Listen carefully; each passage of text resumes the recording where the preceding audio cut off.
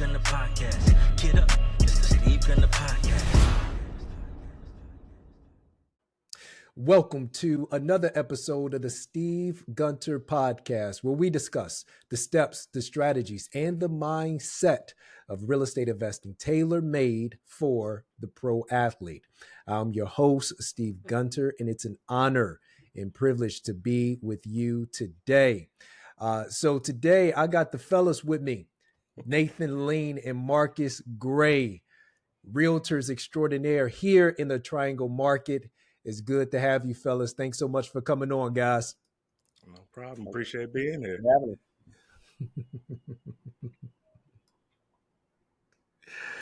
Good deal, man. Good deal. Well, look, fellas, man, we're going to be all over the place. We got quite a few things to discuss, and obviously there's a lot going on in the real estate market in this country. And, obviously we got the NAR settlement. We got spring market. We just got a lot that is happening. Construction all over the place. But, I'm going to just throw something out, man. First, what are you guys seeing, man? What are you guys seeing on your end day to day, working with buyers and sellers? What is the sentiment out there in the market? What are you noticing? Well, I mean, hey, listen, I can take a stab at it real quick. So, seller's perspective, seeing a lot of prospective sellers that are looking to get back and purchase something, but are hesitant because they have a 2.75 interest rate and a $600,000 house. And it's, why sell that? That right there is a money-making asset. And to get rid of that 2.75 rate, they're just not comfortable with doing yet to go back into a 7% rate. Mm-hmm. Mm-hmm. Yeah. Is that the pushback that you're getting from sellers at the moment? Yep, that's the majority of the pushback is, do I want to go into a 6% rate? How much am I actually going to get? What's the difference in my payment going to be? Can I afford it? I'm an investor. Can I cash flow? And now, the regular $300,000, $400,000 house at a 6-7% interest rate is not going to cash flow for the mediocre, or I wouldn't say mediocre, let's say the average investor is not going to cash flow with somebody that's not bringing more than 20% down. Yeah.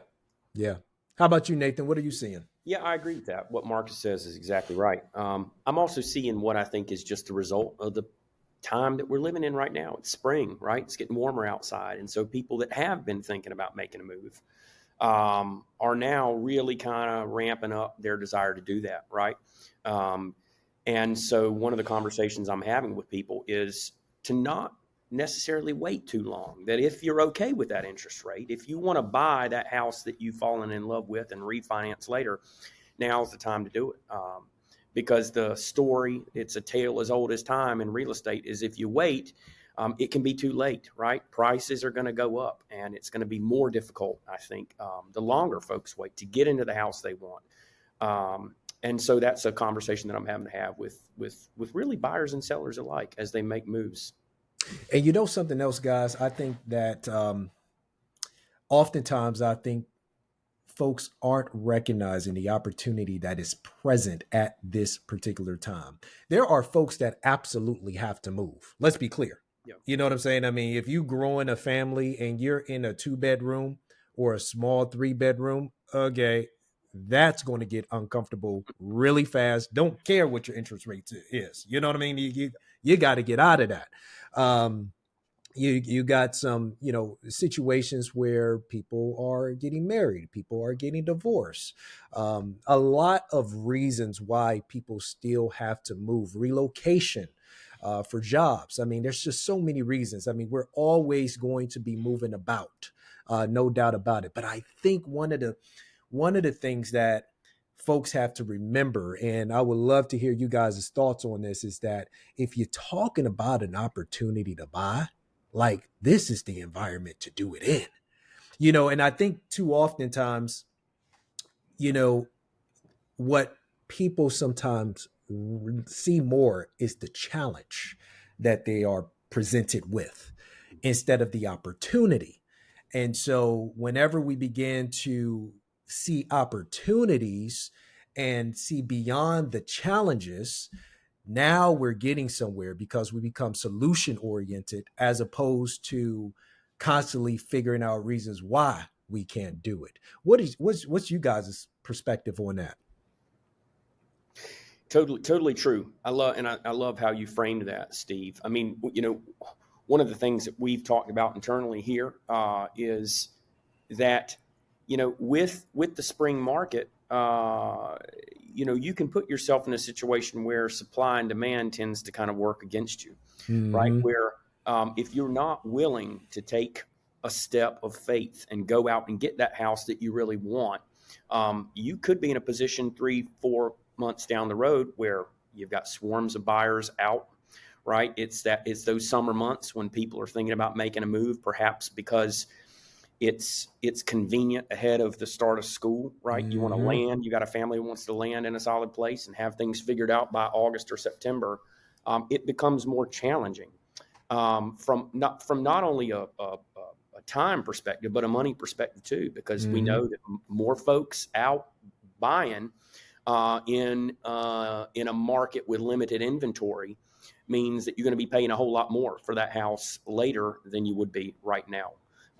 So yeah, I'm a big advocate of striking the iron while it's hot, leaning into opportunities when they come.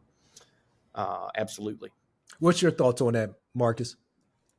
You know, I share the same, sentiments of both of you guys. It's the phrase that everybody has been hearing: marry the house, date the rate. Mm. It's unfortunate that's how we have to phrase it. I mean, we're not lenders in any way, shape, or form, Mm-hmm. but that is where we're at right now. It's can you afford the house at the rate that it's at right now? If you can, Mm-hmm. make a strategic decision to go ahead and move forward if you can afford to do so. And then in the future months, should the rates go down, then great. You have a product that has gained equity Mm-hmm. because now you can refinance and you move forward. Mm-hmm. Absolutely. Absolutely. Yeah, all really valid points. Man, I don't know if you guys recognize this, but at least early 2000s, interest rates were much different.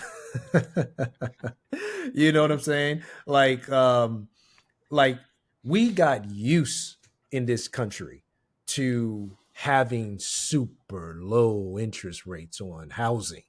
You know what I mean? Like it's and I get it. You know, the vast majority of people who have entered into adulthood, namely your millennial generation, and now at the ages where they are generally the prominent buyers and sellers, they don't see a time, they don't know a time where interest rates wasn't 3%, Yeah. 4%, 5%, heck, 2%.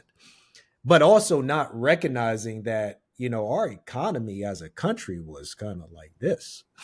You know what I'm saying? Like, there's a reason why the interest rates were as low as they were in order to stimulate the economy through housing. And housing is one of the ways that the government does that, is to really get housing going, because it creates so many jobs, and it creates so much tax revenue as well.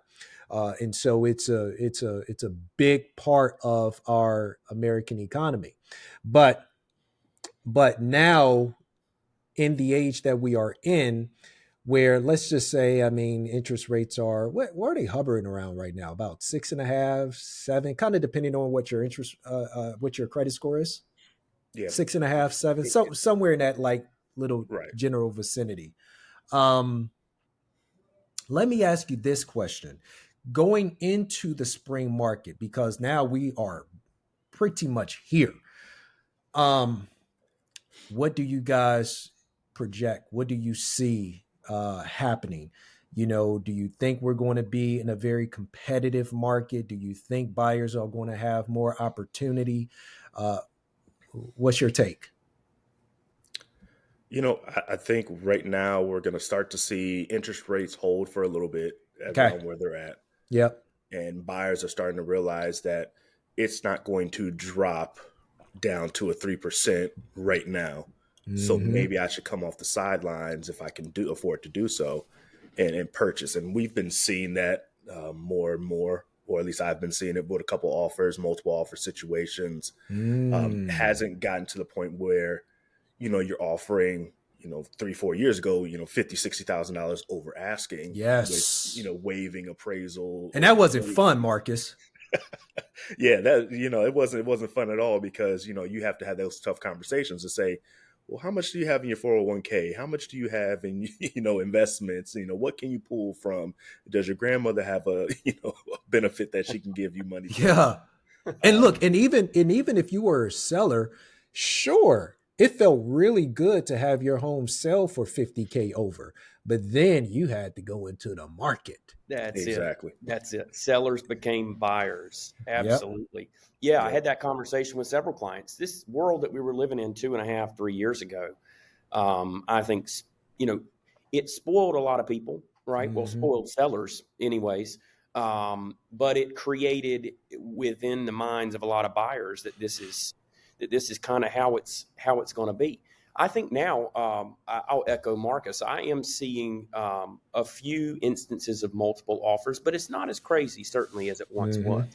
I'm seeing relatively lower in North Carolina due diligence payments or fees compared to where we were, right? Explain what that is, Nathan, for those that aren't familiar with due diligence fees. Yeah, sure. So a due diligence fee in North Carolina is an amount of money, a negotiated amount of money, that the buyer pays directly to the seller in exchange for essentially that seller to say, okay, I'm going to dance with you exclusively. We'll take our house off the market. It will go under contract. And during what you negotiate as a due diligence period, usually about 3 weeks or a little less, the buyer bears the burden of having to do inspections, having to make sure that, they've locked in rates and things with their lender, to negotiate all of the kind of items up front that would need to happen in order for that transaction to enter a period where you could effectively move towards closing pretty smoothly. But, 2.5, 3 years ago, and not even that really, a lot of buyers were putting 5 figures and some in 6 figures right down for a lot of lawsuits going on right now still. Exactly right. And, I should say that amount of money is non-refundable within a very, a few circumstances would allow it to be, but really you don't see that too much. So, buyers were doing a lot. They were putting a lot out there to get the house that they want. You don't see that too much anymore, I don't think, at least not the way that it used to be. But it still is an active market, right? It's just an active market in a different sense. Yeah. 855-577-6773 is our toll-free number for anyone looking to buy or sell real estate anywhere across the country. So let me ask you guys this question. Location. What locations are you seeing are really booming right now across the triangle? You throw a stone, you probably have one. It's, in the Beltline, pretty much anything North Raleigh, that is still something that's moving fairly quickly if it's priced reasonably. Wendell is where I've been seeing a lot of folks, moving to. I have a couple clients looking out in Wendell right now. Cary, Apex, Durham has had a few folks migrating over that way, but mainly I've been seeing Fuquay that has been up and coming with new construction, a lot of farmland down there that's being sold off, a lot of new development.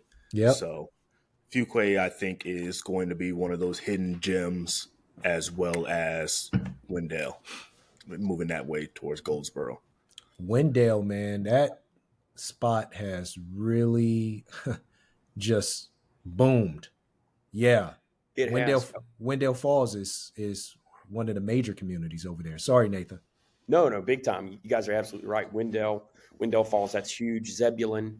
And, even areas like Sanford earlier. Steve, you and I were talking about Mm-hmm. Sanford. I mean, Sanford's not exactly a stone's throw from Raleigh, but I'm seeing folks look a little bit further out in all directions, hoping to kind of tap into the growth, the Yep. expansion that the triangle is experiencing, sort of outward. Marcus mentioned Goldsboro, right, where I'm from, where I live, and so back Mm-hmm. out that way, further back into Johnston County, in the direction east. Things are popping up.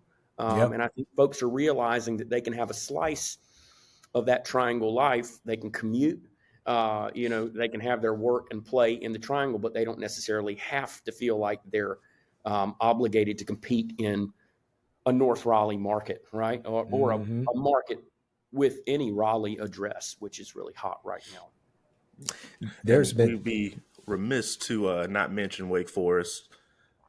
Wake yeah. Forest is, one of the places that a lot of people didn't, invest in originally, and now it's just jumping. That's the place where you can get land, you can get acreage, you can get that wooded area, and still be within 30 minutes, of a commute to Raleigh, or 45 to Durham, places of that nature.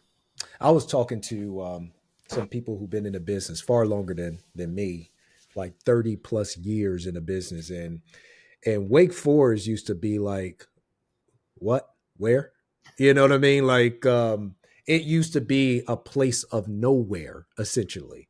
And and today, to your point, Marcus, it's really special, really special. There's a couple of neighborhoods over in Wake Forest that's just forever have been incredible places to be. And in terms of property values, it's, you could pretty much be assured that your values are not only going to be sustained, but it's going to go up. Heritage. Don't know how familiar you guys are with that community. An amazing neighborhood, beautiful neighborhood. Used to be a time when you could get into Heritage for $300,000. Not anymore. Nope. It's I, I have not had a reason to look into that neighborhood in quite some time, but I would imagine that perhaps the entry level at this point might be at least 500-600. I mean, I don't know if you guys have seen anything over there lately. Yeah, no, you're about right on there. I mean, if something comes up, it's pretty much gone within a Mm-hmm. few weeks. Mm-hmm. Yeah, Mm-hmm. fives, upper fives. Um, but that's, it's a long ways away from three, right? It's a long ways away from And then three. not, and the thing is too, it's not like we're talking about a whole lot of time that it took to make that jump. Yep. It happened relatively quickly, I think, from a sort of zoomed out view, Yep. right? I mean, and that just speaks to the explosive growth of the triangle. I'm here with Marcus Gray and Nathan Lean, Triangle Realtors. So let me ask you guys this. NAR settlement has taken place, and that is the big hoopla right now across the country. And, would really love to get you guys 2 cents. North Carolina is actually in a very interesting spot because these are practices that we've had for years. Yeah. I mean, for years. And so I guess in many ways we've been ahead of the country in that respect.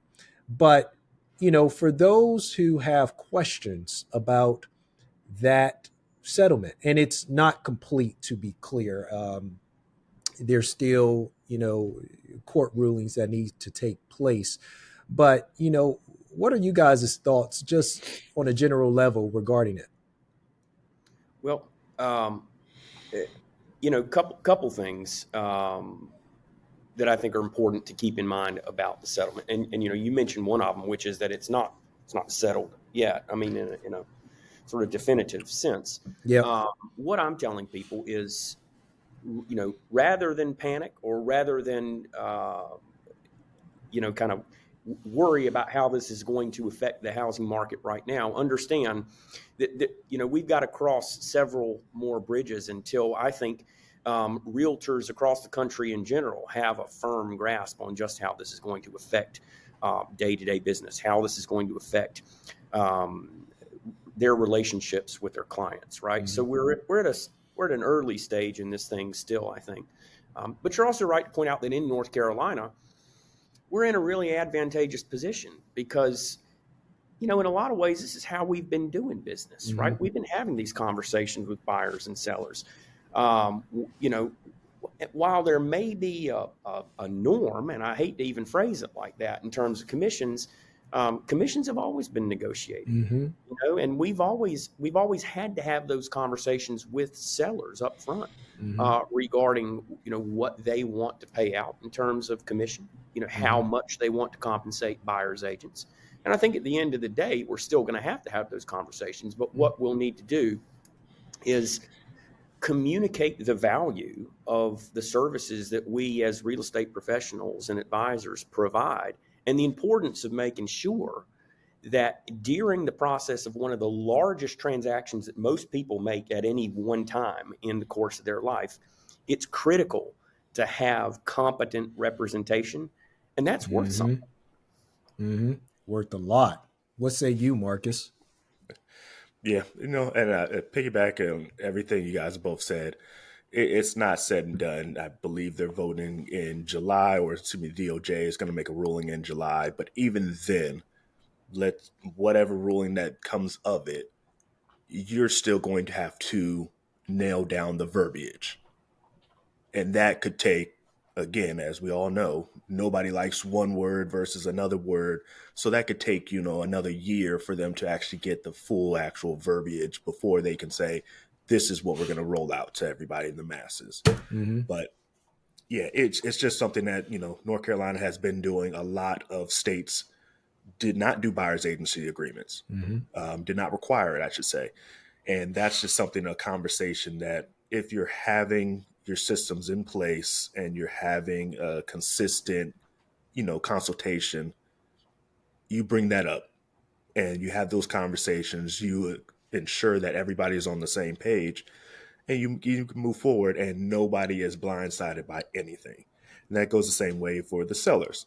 Mm-hmm. When you have those conversations, you make sure that you are, advising them to say, this is what I charge or what my brokerage charges to then list your home. And this is how that money is dispersed after said transaction is over. This is what I am going to do. And that's where the agreement comes into place. That's where the negotiation happens before you even bring it to the market. So if you're having those upfront and honest conversations, you shouldn't have any issues, knock on wood, moving forward. And something else, you've always, as far as I know, as a consumer, have had to pay for good service.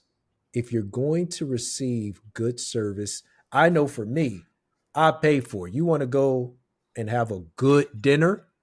I could go to McDonald's for dinner, or I can go to, Sullivan's, which is a very notable steak house here in the Raleigh area. I could go there for dinner. Well, I'm going to pay two different costs, most certainly, but I'm going to get a much different experience for what I, at Sullivan's than I would at McDonald's. But, you pay for good service, valuable service.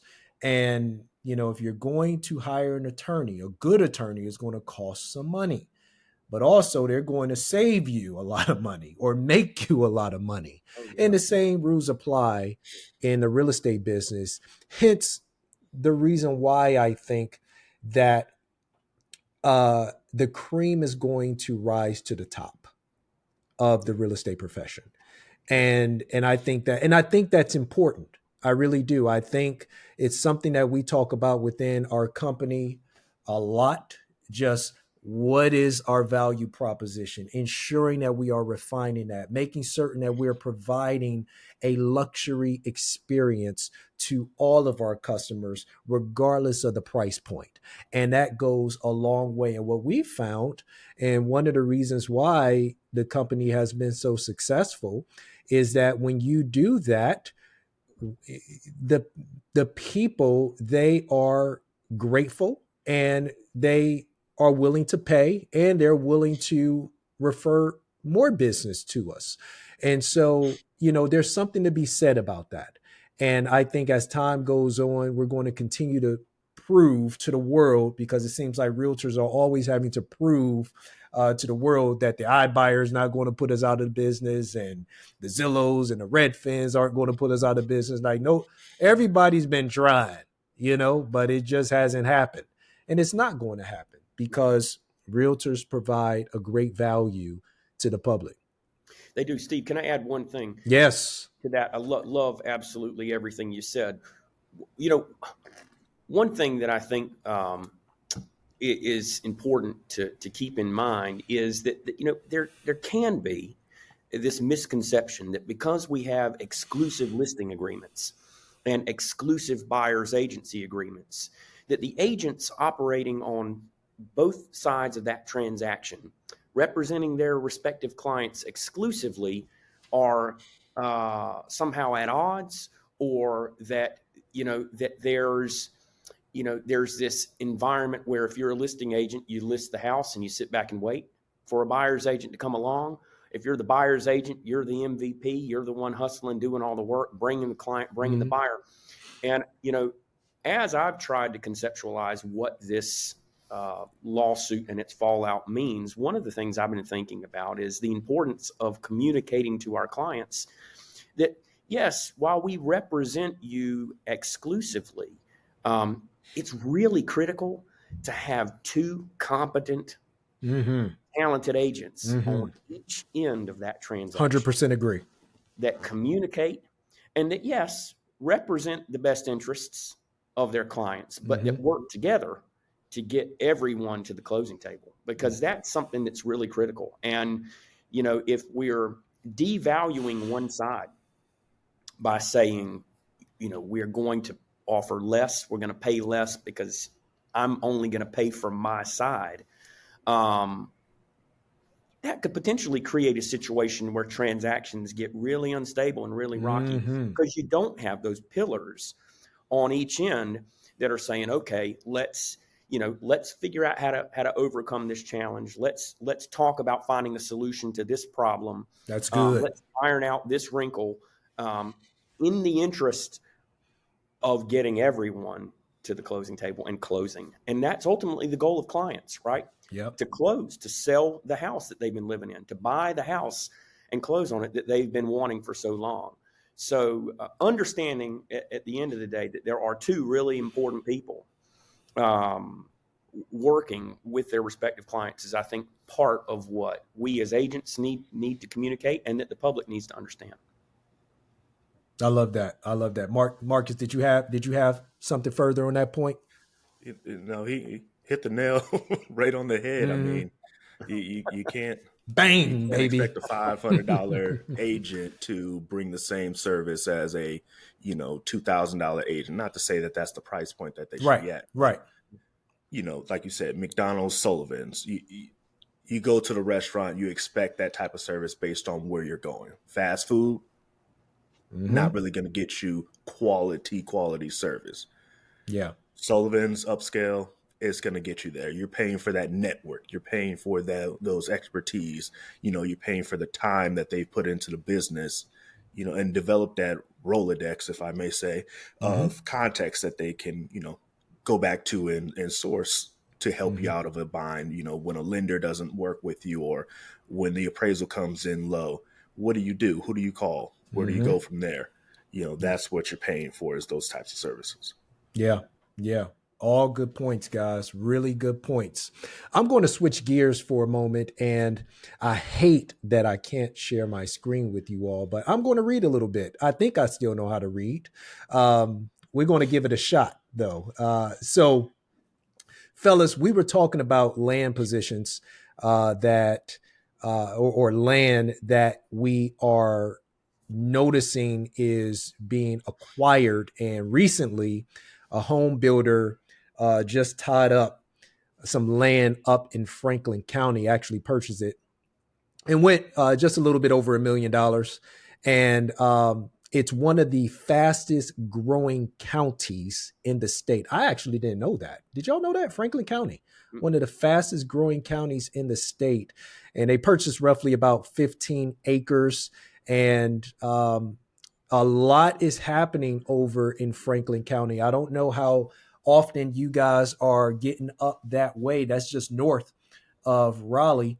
But what are you seeing, man? What are you seeing? That new construction inventory is really getting ready to start coming out of the ground here over the next few years. I was gonna say that 100% agree. It's a land grab as of right now. You can't make more land, so builders are buying it up right now, and at astonishing rates. And if you take a look at the city planning websites and stuff like that, you can see where they're buying at, and to feel certain big builders are buying. They have 9 parcels that they've purchased over the last year, and they're going to be bringing on 9 developments in the next year and a half, is what they said, since I've been touring new construction. And that's just to tell you that they're never going to run out of inventory. It's just a matter of when that inventory is going to hit the market, when it's going to come out. Yeah, absolutely. Look, one of the conversations I'm having with many of my clients is precisely related to that, right? Where they ask about new construction, but maybe they're not looking for new construction. I mean, it's the new construction market, the diminishing availability of land because national home builders are coming in and buying up, as Marcus mentioned, large parcels of it and developing them and building. That affects the market overall, especially when you're a residential resale buyer or seller, really, residential resale seller. And now what you've got to keep in mind is, in terms of where you position your house in the market, what about this new subdivision, right? This new construction subdivision that's popped up down the road from me in an area that used to be farmland. And now suddenly that is a factor for buyers that are coming along and who are having to differentiate between your house that's for sale and something new that's popping up. So, I think it's naturally the case that a lot of buyers tend to get excited about new construction. I love new construction. I love showing it. Love working with buyers and helping them navigate the process of buying a raw piece of land and building a house. That's wonderful. But it affects the market in such a broad sense, right? And I will say I don't get up that way north of Raleigh too often, but even outside of that, I mean, the triangle, as I mentioned earlier, is just expanding in all areas, and so new construction is a huge part of that, where you've got that farmland, you've got that raw turf that now becomes prime, right? Prime real estate, potential for development that affects everyone. And it's so interesting because that urban sprawl, the broadening of the triangle, as you mentioned, continues to create these prime opportunities that did not exist before. And that's what's so special. You know what I mean? There once was a time where you had to live in, say, Raleigh in order to have a prime piece of real estate. And then, to narrow it down even more, it had to be within specific locations, specific neighborhoods or zip codes within Raleigh. Well, today that is different. It's not the case at all. Marcus mentioned earlier that, within a stone's throw, what's the hot locations? I don't know. Let's just, over there, you know what I'm saying? But, this urban sprawl into Franklin County, into Johnston County, into Lee County, into, all of these various directions, it's like, wow, this is really happening. When I first got into the business, it wasn't like this. It most certainly was not like this. Heck, in fact, you talked about Durham earlier, Marcus. I mean, Durham was like, who wants to live in Durham? You know what I'm saying? But now that's not the case, man. Durham is lovely. I love Durham.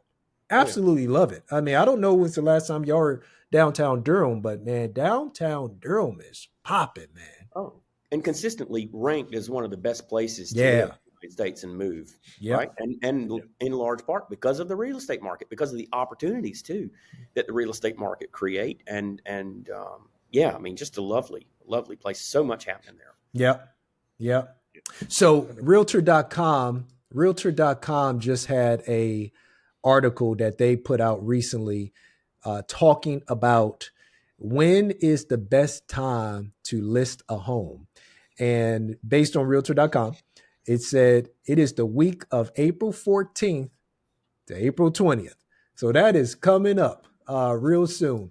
I mean, whether or not that's true, I mean, that's for debate. But, what we do know is that we are entering the spring market. And I feel like it's already been so busy in the first quarter of the year that we felt like it's the spring market. So it's, we haven't even gotten into it yet, but we're going into it. And they are correct, at least in the sense that the month of April, if you just look at all the graphs, man, the month of April, real estate is like this. You know what I'm saying? Real estate, April and May, is like this. What are you doing to prepare, both your sellers or buyers? I don't care where you go with it. You just kind of, go with it, how you want to. But what are you doing to prepare them for this spring market? What are the conversations that are being had right now? One of the things I'm doing is reaching out well ahead of April, right? You can't start these conversations in April. You can't start them in March, right? These are conversations that need to be had well in advance, right? Prior to the new year. What are the things you need to be doing to get your house in tip-top shape so that when that sweet spot, if it is a sweet spot, and I don't necessarily know, comes, you're not floundering, right? We're putting you in a situation where we've transformed your home into a product that we bring to the market and sell for as much money as possible. How do we get to that point? And, every house is unique. Every situation is unique. I'm dealing with some clients right now who are preparing their house for not April, but early May. And, one of the things we're doing and have been doing is going through it and identifying what are all the pieces of this, right? Do we need to bring in a stager? And also what's happening in the market around you. I think one of the things that realtors tend to, or at least realtors that I know, tend to not do so well is to not look at, not that any of us can predict the future, right? But looking at past sales, not looking at active listings, not looking at coming soons, not working your network to figure out what's happening around you so that when we put you in this market in the spring, we've done everything that we can do, right? Short of things that no one can prepare for or expect, but we've done everything that we can do to get you a win. And like I said, that can go in 10 different directions. But yeah, that April market, you've got to be planning for that in December or earlier, right? To really effectively take advantage of it. Yeah. Yeah. What do you think, Marcus? And I've had these conversations with a lot of buyers as well as sellers. Think of it this way. If you're buying a home, where are you coming from? Typically, you're going to be renting. And if you're renting a house or a home, apartment, whatever the case is, you need to give a 60-day notice. You have some type of plan of action, 2-3 months out. So your starting time, again, like Nate said, it's not going to be in the same year as April. You should have been planning since November. I've had a whole bunch of conversations to say, well, what happens in April that most folks don't really, wrap their head around? Tax return time. And I had a guy who just well, in my case, I don't get a tax return. I pay a tax. and that's the point too. You're either owing money or you got a little decent return check. Oh, I always owe money. Yeah, uh, yeah. Anyway, I don't want to think about that. Why you bring that up, Marcus? Because this year a lot of people are owing money. Yep.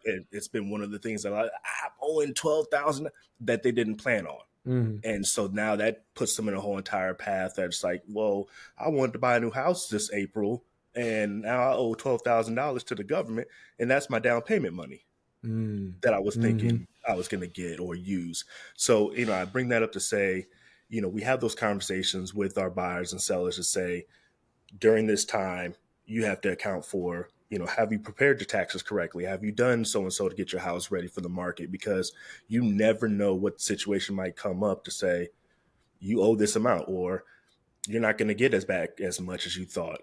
So we try to have those honest conversations to make sure we're covering our ends, because these are questions and situations that the typical person is not thinking of. Mm-hmm. Yeah. And to that point, beautiful, Marcus, to that point, advising clients that are buyers early enough in the process, well ahead of that April market, to maybe stash a little bit more away if they're able, right? Hey, look, this April market's going to be competitive. Mm-hmm. We're not buying a house in the dead of winter here. And so to the point of due diligence, which I mentioned earlier, I mean, can you put aside a little bit more money to make your offer more competitive when it's time? Even if it's a couple $100 a month, you never know. I mean, have that conversation with buyers, though, early enough so that when April comes and it's time for them to make a move, they're able to knock it out of the park. I think, every advantage you can give your clients a win. And you guys are hitting on something that is really important, kind of going back to the conversation we were just having a minute ago regarding the role of the professional real estate person. Like these conversations that you're having, you are an advisor, a trusted advisor to this customer. And so, the deal may work out, the deal may not work out. Who knows? We don't know. But what you're doing is you're providing such a wealth of valuable information and insight to that client early on, where you're not getting paid to do that. You understand what I'm saying? You're just doing it because you're like, okay, if this is our goal, I want to help you accomplish your goal. But guys, here's what we need to do. Let's prepare ourselves properly. That's what a good advisor does, constantly preparing their client for the best that could happen and the worst that can happen, giving them all sides. So I love that you guys are hitting on these points. Yeah, 100%. Absolutely. Yeah. And I think that's part of exactly what you said, Steve. I mean, that's part of the value that real estate professionals bring. And I think just to connect a lot of different dots that we've been talking about here. I mean, the settlement with NAR and all that. There's a big misconception about how real estate agents get paid, right? And when they get paid, and to know that if you're paired with someone that's really got your back and that really knows this business, they're going to be doing a whole lot of work for you. I'm going to be doing it. You're going to be doing it. Mark's going to be doing it well ahead of any closing, well ahead of any, any compensation coming. And yeah, that's just so critical because we are in the business of helping people, right? We're in the business of selling products, selling homes, but we are in the business of helping people. And though we're not financial advisors in an official sense, in an unofficial sense, we sure as heck are. Because we're dealing with a lot of money that if it goes sideways can ruin people. And so we've got to get it right, and we got to work with people in advance to make sure that all of the T's are crossed, all of the I's are dotted. And that's what we do. That's that. Can I add one? Well, a few other things to what you just said. Please. Yeah. You're a financial advisor in an unofficial sense. Yeah. You're also a therapist. You're also a spiritual advisor. You're also you're also a divorce attorney unofficially. You know, you wear a lot of hats. You Yeah. know, I don't know too many professions that operate that way, where you know the realtor is really needing to be a lot of different things to people. And it's not because we have to be, but it's because it's the right thing to do. You know, it's important to be a human. You know, as a human being, we none of us are just one thing. So you got to understand, what are these people dealing with? What are they going through? And speak to that, and be empathetic towards that.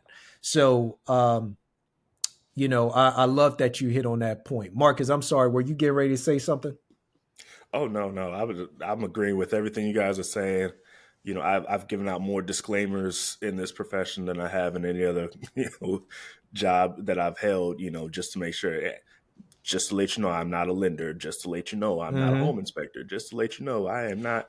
You know, not to say that I don't want to give out the advice or anything like that, but from our experience, from Mm-hmm. our negotiation experience, from our inspection experience, this is what we can tell you that we have seen. This has happened. This has happened.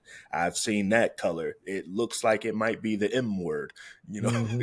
You don't want to usually say these things, but Mm-hmm. you know, we need to get an inspector in here, and you know, it's one of those things that I'll talk you out of a house before I'll talk you into one. Yeah. And Yeah. it's Yeah. not to say that I don't want to sell or I don't want you to buy that house. It's, again, we're advising you, we're advisors, and it's our What's in job your to best point out. interests? Correct.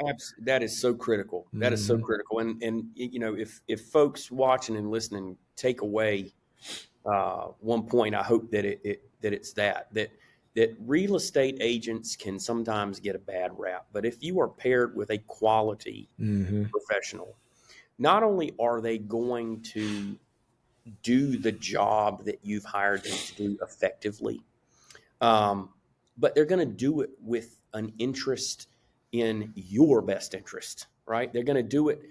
They're going to do it in a way that puts their care for their clients ahead of a closed transaction. One of the first deals I ever did in real estate involved a good friend of mine who bought a little house right on the Wake County line. It was in Garner, but with a Wake County address, and it had a septic tank that went that was in the front yard. And I told this buyer of mine, we're going to have a house, standard home inspection, radon, all that, but we're going to need to do a septic inspection too, because you're on septic. And we want to make sure everything checks out.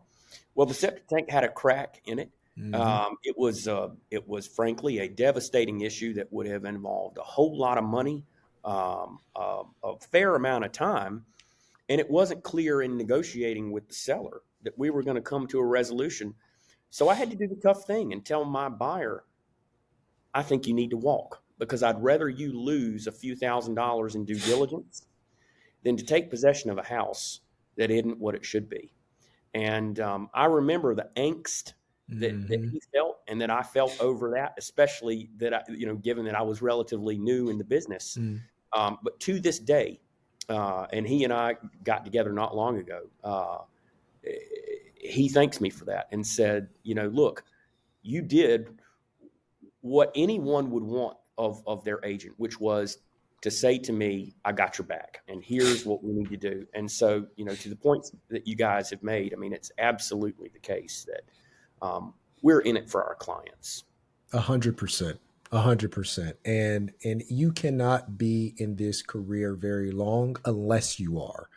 Uh, Point blank. That's just Yep. the way it works. And for those who are in it for the money, and think they're getting ready to get rich in a year and all of these silly things, I mean, you better think again. You better, like, I promise you, there are a lot of other ways to make money Yeah. than this, that is less stressful. Oh, yeah. And but if you love this, then you approach it differently. It's a practice. You approach it as such, and you approach it with the care and the discipline that it requires. And that's what I'm certain that we do here. Yeah. Sorry about that.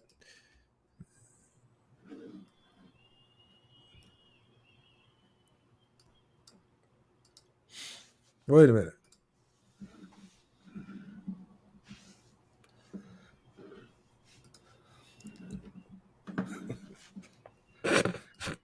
Why is this going? It's a soundtrack to the podcast got a little too hot. Hold on one second. Somehow my phone rang, and now this thing is freaking. We were dropping so much knowledge, it just broke the internet. I know, right? Okay, here we go. All right, now we're back. That's hilarious. Okay, sorry about that, guys. All right, last story. Then I'm gonna let you guys go. I feel like I took up so much of your time today. So there's a story that came out talking about the country club world and how the breakout growth is over, and that wait lists and initiation fees have gone up, but now there are a lot more people also on the waiting list. And I got a question for you guys. Which country clubs are you guys on the waiting list for?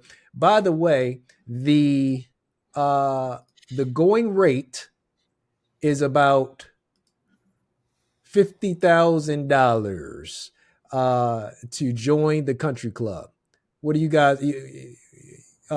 Nathan, are you a member of the Carolina Country Club? I'm not. I'm on 0 wait lists. Mm-hmm. I will always be on 0 wait lists. Not people that are members of country clubs. Just not my thing. Mm-hmm. I can't imagine paying $50,000 though to be on a wait list. Mm-hmm. No. I mean, I'm just being honest with you. That's not my thing. But to each his own, right? Yeah. How about you, Marcus? Yeah, unfortunately, I have about 0 waitlisted country clubs. Same thing with I'm not planning on join just to be on a wait list, just to turn around and spend $50,000, even $100,000, depending on the country club that you're at. Unless they're gonna drive me from my house to the country club and then back home and then pay for the board. It's not, to me. I don't see it to be there. Now, some positions, they feel that it's a status position. You get to this country club and, hey, I made it. It's not going to be that way. Not for $50,000. I'd rather get a lifetime membership at Sullivan's. All you can eat. Yeah, just give me a booth for $50,000. Just put me in a booth. All you can eat steak, for the rest of my life. There you go. Well, look, fellas, you guys have been wonderful. Really appreciate your time. Really appreciate your energy. And we'll see you soon, guys. Thanks, Steve. Appreciate you. Thank you. Can't stop, we can't lose. You can't win if you snooze. So do more and say less. So get up and let's work and be the best. Yeah, you're tuned in to the Steve Gunner Podcast. Yeah, the Steve Gunner Podcast. You're tuned in to the Steve Gunner Podcast. Get up, it's the Steve Gunner Podcast.